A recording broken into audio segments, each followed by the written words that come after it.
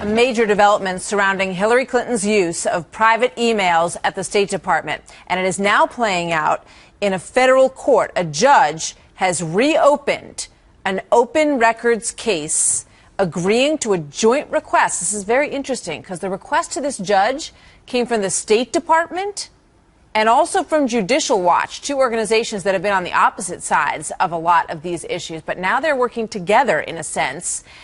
And the activist group is suing to get a look at these still unknown records on Clinton's private email server. So will this change anything? Tom Fitton joins me now, president of Judicial Watch. Tom, good morning. Good to have you back on the program. Thank you, Martha. So what does this change?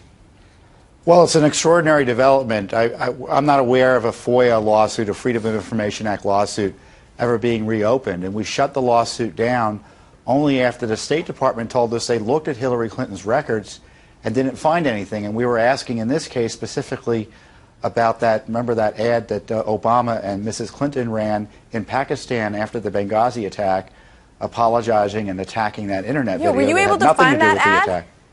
Yeah, it's on the internet, on Facebook. The White House and the State Department have posted it on the internet, but the costs associated with it, and what were they thinking when they did it, that would be very interesting. And of course, Mrs. Clinton's emails were never looked at. And, you know, and we have to be careful. It's not personal emails necessarily. That's a legal conclusion, as the lawyers like to say. And the fact is, at the beginning of her term in the Secretary of State's office, she began using email for government business secretly. Now, she says that's personal. Others may differ. We certainly differ. Those are government emails that she stole, she took, deleted perhaps, and we need to try to find them and preserve them and recover them if necessary. And hopefully this court action is one key step forward in that regard. So, Tom, is part of the legal argument here that once she made the decision not to use the government server and not to use the government email, that the server that she did use at her home, because she was the Secretary of State, then becomes sort of the pro forma server of the State Department, that it does become, in essence, government property? That's right. She was using a separate email to conduct government business, and it's unclear who paid for it, where the server was located. She talks about the Secret Service protecting it, which is odd. Was it a Secret Service server? I don't know.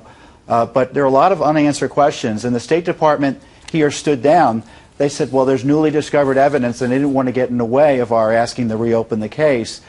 But I can tell you they are not cooperative. For instance, in another case about the Clinton Foundation conflicts, they're sending records over to the Clinton Foundation prior to giving us the records as they're supposed to under FOIA.